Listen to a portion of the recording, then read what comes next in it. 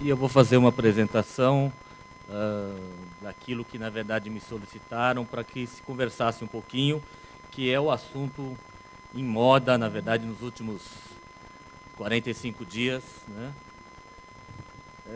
Então, assim, o que mudou em 2010 na ortopedia? Nós tivemos, no começo do ano, a resolução normativa número 211 da ANS, né, na qual, na discussão sobre implantes, ela coloca que o médico talvez tenha que indicar 3 fornecedores para o tipo de implante que ele está fornecendo. O que é importante realçar nessa resolução? Essa resolução ela foi feita baseada numa consulta pública, na qual a proposta inicial é que um médico não teria esse poder de escolha, que as operadoras iriam indicar o tipo de implante que o médico iria oferecer, que iria utilizar no paciente. Isso foi motivo de uma grande discussão, todas as sociedades de especialidades médicas se mobilizaram contra, e na Associação Médica Brasileira, na AMB, foi feita uma discussão na Câmara de Implantes, na qual saiu essa proposição de que o médico ele tem a prerrogativa de determinar as características do implante. E que se o material oferecido a ele não tiver a qualidade, ele pode indicar 3 marcas. Então, o médico continua com a decisão daquilo que ele acha que é melhor para o seu paciente. Tá? E aí, em outubro, saiu a resolução 1956 do CFM, que, ao ver da SBOT, ela não muda nada em relação ao que existe no Código de Ética Médica. Então, até estranhou a grande celeuma que causou o Congresso Brasileiro de Ortopedia, todo mundo discutia apenas este assunto, né? E, talvez por isso, na verdade, alguns colegas receberam cartas de operadoras dizendo que o artigo 3º da resolução determina que o médico ele não pode exigir fornecedor ou marcas comercial exclusivos, inclusive com ameaças de denúncia ao CRM. Então, talvez por isso, realmente, o grande medo que se espalhou pela classe médica, pelos ortopedistas.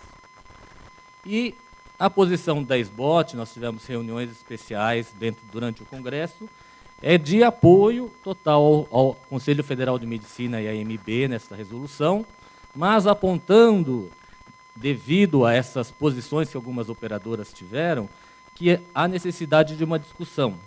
Então, nós já enviamos uma carta ao Conselho Federal e à Associação Médica Brasileira, sugerindo um fórum próprio para discussão, tá? Com a participação da indústria nacional, dos distribuidores, das operadoras de saúde, para se discutir esse assunto, inclusive com participação do Ministério da Saúde.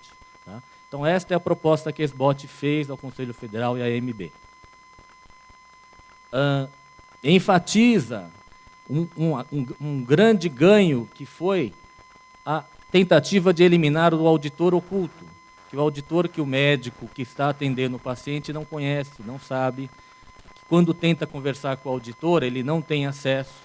Inúmeras operadoras de saúde, você não tem acesso. Quem liga é a secretária, você tenta falar com o médico auditor, ele não atende, você não sabe quem ele é.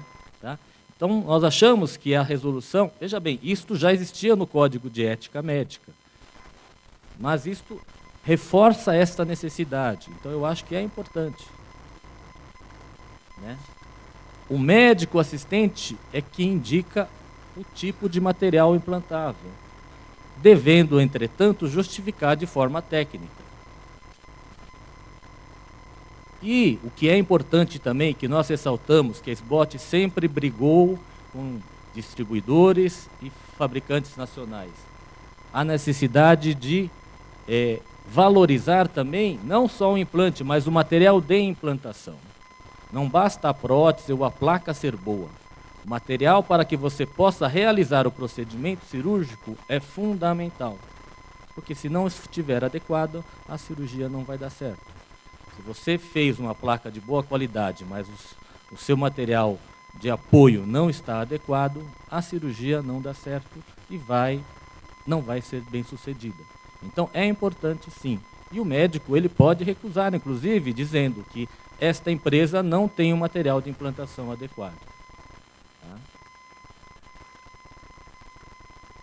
E essa resolução mantém a prerrogativa do médico. Se a operadora lhe forneceu, lhe indicou um material que você não tem experiência, não gosta, tem um questionamento técnico, você pode indicar 3 fornecedores. Então você continua, o médico continua com essa prerrogativa. É ele que vai realizar o procedimento, é ele que responde civil e legalmente pelo seu ato, pelo seu procedimento. Logicamente, se você tem um produto que não tem similar, você pode indicar uma marca, desde que você justifique, olha, esse tipo de implante só tem esse, não tem outro. Isso existe no mercado. Logicamente, com a velocidade que os novos produtos chegam, a tendência é, quando sai um produto novo, a concorrência lança outros. Mas enquanto ele está sozinho, você até pode indicar um único produto. E, então, isso é o que eu falei, né? Quer dizer, você pode, se não tiver outro produto, né? O auditor tem que se identificar, seja na autorização, seja na negativa. Inclusive, isso vai ser pauta de discussão da SBOT junto à ANS. Quer dizer, nós temos um monte de guias que nós devemos preencher para a solicitação do material. Por que nós não temos essa obrigatoriedade mais clara? O impresso de autorização é esse, tem que estar assinado e carimbado pelo médico. E o médico que seja do seu estado. Hoje a gente sabe que tem operadora de saúde que a auditoria médica é centralizada num estado. Ele não pode atuar nos casos de outro estado. Isso é o que diz o nosso código de ética. Você precisa, para exercer a profissão no estado, você tem que estar cadastrado lá, junto ao CRM local. Tá? Então, eu acho que esse é um ponto importante. Né? E quando houver divergência, isso a gente sabe que existe muito, não estou dizendo quem está certo ou quem está errado. Veja bem, nós precisamos também que as operadoras de saúde melhorem o seu quadro de auditoria. Não dá, na atual evolução, que um clínico, um pediatra, um ginecologista esteja analisando o que vai ser utilizado num caso ortopédico. Eu sou ortopedista, sou especialista de mão. Se me pede uma avaliação de um caso de joelho, tem algumas situações que eu não consigo ser o auditor. Eu não posso dizer o que é, o que não é. Não tenho experiência suficiente para isso.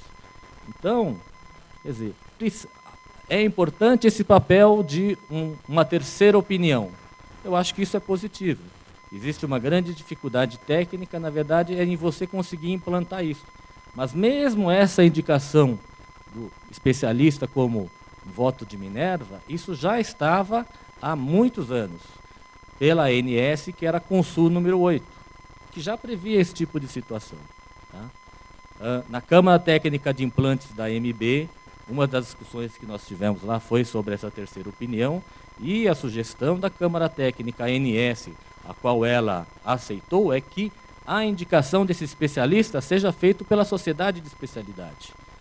Tá? Então, quer dizer, se tem um caso de cardiologia, nós vamos pedir para a sociedade de cardiologia indicar uma pessoa que possa ser o voto de Minerva nesse tipo de situação. Tá? Nós não sabemos, na verdade, como isto não é uma rotina, não sabemos no que isto vai dar, como isto vai evoluir, mas é um ponto positivo. Tá? O que não pode é o paciente ficar sofrendo. Às vezes, tem indicação, tem inclusive prazo para que você dê essa solução. Tá? E outra coisa que é importante e que talvez seja um dos fatos que gerou grande discussão, quer dizer, os prazos que coloca a resolução, ele não se refere à urgência. A urgência é a urgência. Então, urgência, o convênio tem que deliberar imediatamente. Tá? Então, nos casos de urgência, não dá para ficar esperando uma semana para indicar um voto de Minerva, que daí tem 5 dias para resolver. Urgência continua sendo o que é vigente hoje. A resposta tem que ser imediata. Okay? Bom, então isso é o que aconteceu em 2010. Na verdade, é um assunto que está em discussão. Na Câmara de Implantes da MB, semana que vem nós temos uma reunião em que vai ser feito um levantamento da opinião de todas as sociedades de especialidade para um posicionamento da AMB junto ao Conselho Federal de Medicina. Tá? E o que a SBOT acha para 2011? Né? Em relação à qualidade do ortopedista, no próximo ano, agora em janeiro, a prova de título, que já é uma referência nacional nas provas de título de especialidade, vai estar incluindo uma prova prática de habilidades. Acho que isso é uma coisa que vai ser positiva, na verdade, porque hoje você faz a análise do conhecimento técnico do ortopedista e isso vai permitir que você analise, quer dizer, se ele tem habilidade manual para realizar o procedimento. Haja visto que a ortopedia é uma área eminentemente cirúrgica. Né?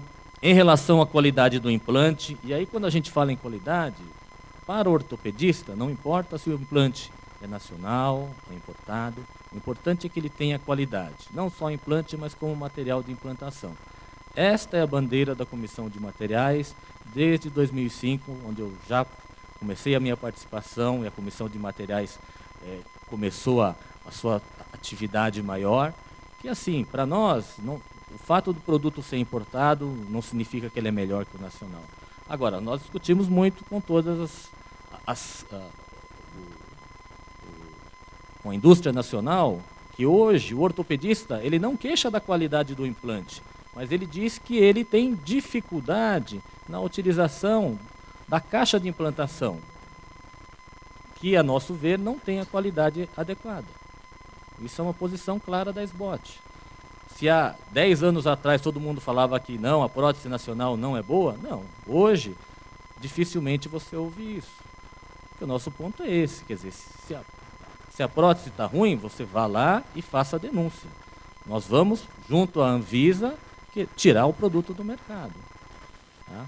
Nós temos um problema em relação ao material de implantação, é que pela norma técnica, aqui no Brasil, você não tem uma exigência de testes, tá, sobre esse produto, o que faz com que, muitas vezes, o material de implantação não seja adequado. Mas, tá? Então, só para acabar aqui, nós estamos tentando a ampliação do Registro Nacional de Artroplastias, que todos já devem conhecer, que a SBOT há 4 anos está lutando para isso. Né? Em relação à qualidade do implante, tem um projeto com a Anvisa que está fazendo o teste de implantes nacionais e importados em Porto Alegre, que a gente vai ter os primeiros resultados. Né? E em relação a SBOT está se propondo a fazer junto aos ortopedistas a mediação com a ANS dos problemas com a operadora, porque hoje o médico, ele muitas vezes não faz o seu posicionamento contra a operadora porque ele tem medo de ser descredenciado. Então a SBOT vai ter que fazer esse papel. Então eu acho que é isso que a gente queria apresentar. Obrigado.